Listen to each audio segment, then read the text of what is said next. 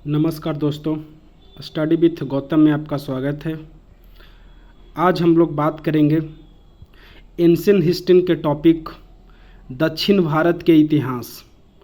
दक्षिण भारत के इतिहास को दो पार्टों में बांटा गया है, चाहे जिसका कार्यकाल 1000 ईस्वी से 1200 ईस्वी तक है, जिसको हम आज पढ़ेंगे 100 से 300 ईस्वी तक। संगम काल को आज पूरा टॉपिक पढ़ेंगे। उसके बाद धीरे धीरे टॉपिक करते हुए पल्लव, बतापी, बेंगी, चालुक्य, राष्ट्रकूट, कल्याणी, चालुक्य और चोल के बारे में पढ़ेंगे। आज हम लोग 100 से 300 ईस्वी तक संगम काल को पढ़ेंगे, जिसमें चेर, चोल, पांड्य को पढ़ेंगे।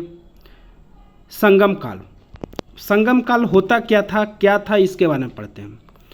प्राचीन काल में तमिल कवियों के द्वारा समय समय पर सभाओं का आयोजन किया जाता था और बहुत से विषयों पर विचार किया जाता था।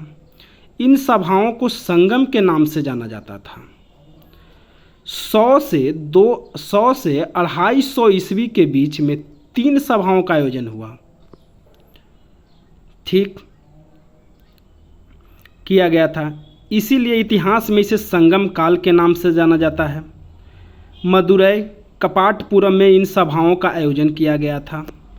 संगमकालीन राज्यों, जैसे कृष्णा नदी के दक्षिण में स्थित प्रायद्वीपीय भारत, जिसे तमिलकम कहा जाता है, 3 राज्यों में विभाजित था: चेर, चोल और पांड्य। चेर जैसे वर्तमान के मैप के अनुसार से देखेंगे तो उसमें केरल आ जाएगा। चोल और पांड्य तमिलनाडु को पूरा ले लीजिए, और पांड्य का थोड़ा सा हिस्सा आंध्र प्रदेश को भी छूता था। अभी के मैप के अनुसार से मैं बात कर रहा हूँ। अब आगे बढ़ते हैं चेर वंश के बारे में।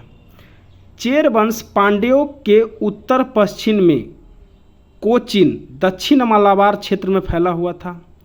केरल का प्राचीन नाम चेर ही था। चेरों ने अपनी राजधानी बज्जी अथवा करूर को बनाया था। धनुष इनका प्रतीक चिन्ह था। प्रतीक चिन्ह एकदम याद रखिए दोस्तों। फिर क्या है, चेरों की प्रमुख घटना 150 ईस्वी में चोलों के विरुद्ध आक्रमण किया था, जिसमें चेरों ने चोल के राजा करिकल के पिता को मार डाला था। बदले में चोल राजा ने चेर राजा को भी मार दिया था और आगे चलकर समझौता हो गया। चेर कवियों ने सेनगुटबन, जिसे लाल चेर के नाम से जाना जाता था, उसे ही महान चेर राजा बताया है। कनगी पूजा, पत्नी पूजा की शुरुआत लाल चेर ने की थी। गन्ने की खेती की शुरुआत चेर वंश के राजा आदि गेमान ने की थी। 2री शताब्दी में चेर शक्ति खत्म हो गई थी और चोल साम्राज्य का प्रादुर्भाव दक्षिण भारत में बढ़ रहा था। अब पढ़ेंगे क्या, चोल साम्राज्य। अब देखिए चोल के बारे में एक कहानी क्या है कि अभी आप पढ़िएगा तो थोड़ा सा इतिहास चोल का अभी मिलेगा, उसके बाद आपको 9वीं शताब्दी में देखने को मिलेगा। देखिए कैसे चोल साम्राज्य। दक्षिण भारत के इतिहास में चोल वंश बहुत प्रसिद्ध था। चोल वंश का इतिहास 2री और 3री शताब्दी में देखने को मिलता है। बाद में पांड्य की शक्ति के कारण इनका पतन हो गया था और 9वीं शताब्दी में विजयालय के समय में इनका उदय हुआ था, ठीक। चोलों ने प्रारंभिक राजधानी उरैयूर मंतूर को बनाया। बाद में विजयालय ने 9वीं शताब्दी में तंजौर को जीतकर तंजावुर को राजधानी बनाया।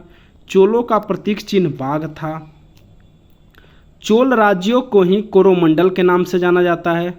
3री और 4थी शताब्दी में चोल राजवंश में 2 राजाओं का प्रभाव देखने को मिलता है।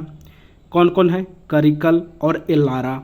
करिकल क्या था भाई, चोलों का महानतम शासक था, जो श्रीलंका से 12,000 गुलाम को बंदी बनाकर भारत लाया और कावेरी नदी के किनारे 160 किलोमीटर का लंबा बांध का निर्माण कराया। प्रसिद्ध पुहार बंदरगाह, जिसे कावेरी पत्तनम के नाम जानते हैं, का निर्माण करिकल ने कराया था। एल्लारा, इस चोल शासक ने श्रीलंका को विजित कर इस पर 50 वर्षों तक शासन किया। आगे चलकर पढ़ते हैं पांड्य साम्राज्य के बारे में। पांड्य साम्राज्य क्या है, इस राज्य का उल्लेख सर्वप्रथम मेगास्थनीज ने अपनी पुस्तक इंडिका में किया था। इस राज्य का शासन स्त्रियों के हाथों में था। मदुरै इनकी राजधानी थी। प्रतीक चिन्ह मछली था। यह राज्य मोतियों के लिए काफ़ी प्रसिद्ध था। इस वंश का प्रसिद्ध शासक नीडियो योन था। इसी ने समुद्र पूजा की शुरुआत की और आगे चलकर 5वीं शताब्दी में पांड्यों की शक्ति क्षीण हो गई थी। अब इसके बाद मिलते हैं नेक्स्ट वीडियो में, जिसके बाद दक्षिण भारत के इतिहास के लेकर अलग अलग लेके आएंगे वीडियो। पल्लव का, बतापी चालुक्य का, बेंगी चालुक्य का, राष्ट्रकूट का, कल्याणी का। ठीक, थैंक्स फॉर वॉचिंग। मिलते हैं नेक्स्ट वीडियो में।